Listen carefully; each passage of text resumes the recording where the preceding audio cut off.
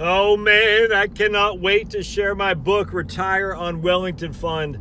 It's been such a lot of fun researching this and using everything from literally from 1930, using 4, 5, 5.5, 6, 6.5, 7% distribution numbers, going back to 1966, going back to 1973, going back to 2000, going back to 2008, just, the sequence of return risk, the inflationary years of the Nixon era, LBJ, Nixon, and Carter.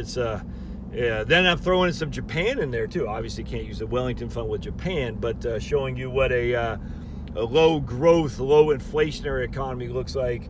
Man, it's just fun. I've enjoyed this immensely, and I got a lot of work yet to do. It will be out by this month. Why is this guy?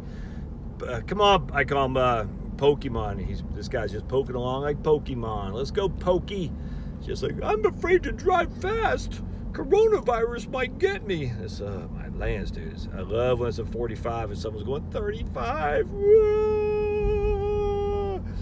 I'm not a speed demon, but I at least drive the speed limit, for heaven's sake. Anyway, one thing's about driving on a back road in Georgia, one lane on each side, you get some Pokemon, you're like, oh man, woo.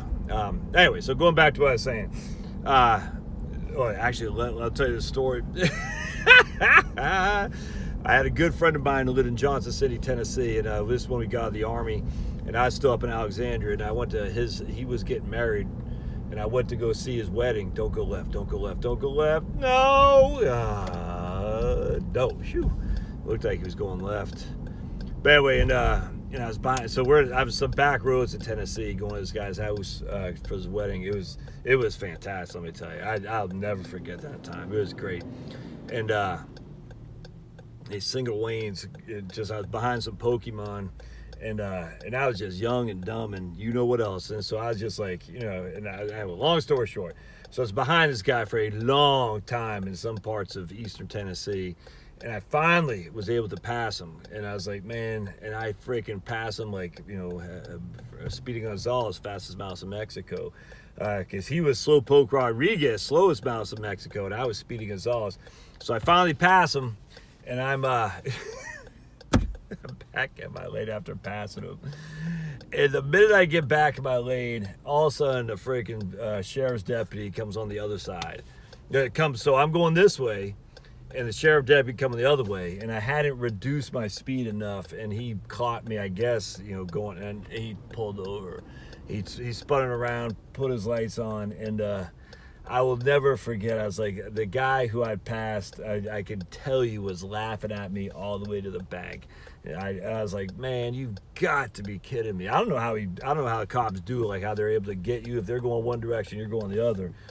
But I'll never forget that, man. I was like, you've got to be kidding me. You gotta be kidding me. I was like, dude, I was behind this guy. I don't really pass people I'm not aggressive when it comes to passing at all.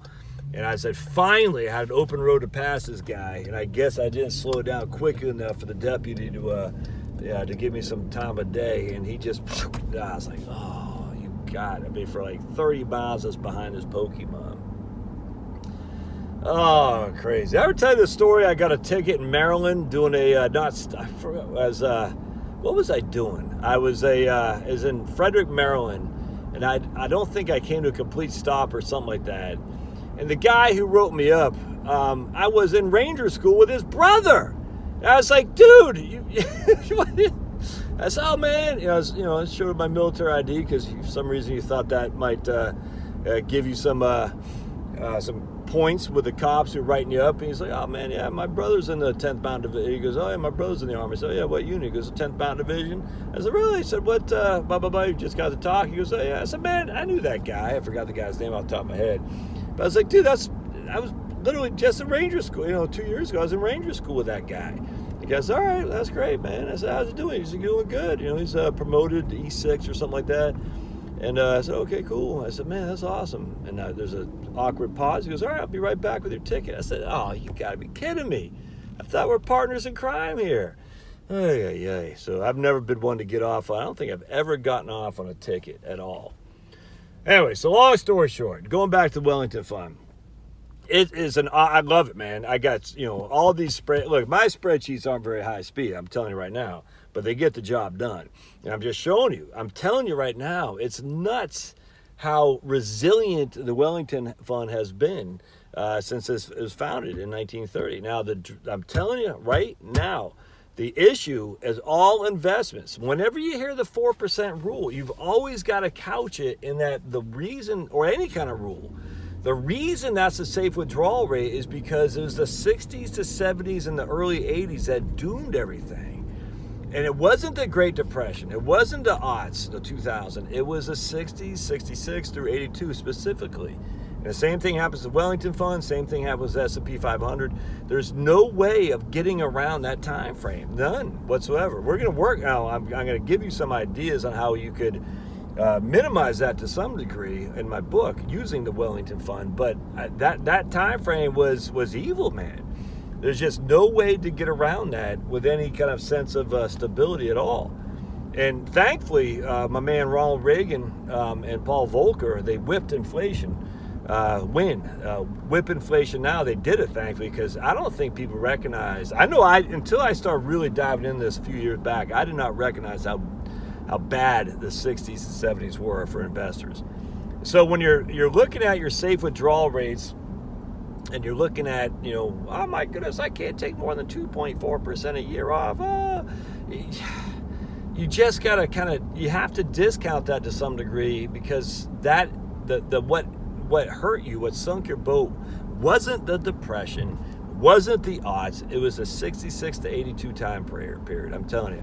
Now, with that said, and I've done videos on this, and I'll go into the on the book as well. If you retired in 1930 as opposed to 1931, you're in a world of hurt relative to if you just had one more year of having worked. So that 1 year of 1930 versus 1931 really set you back, but it wasn't anything like it was in 1966 and 1982.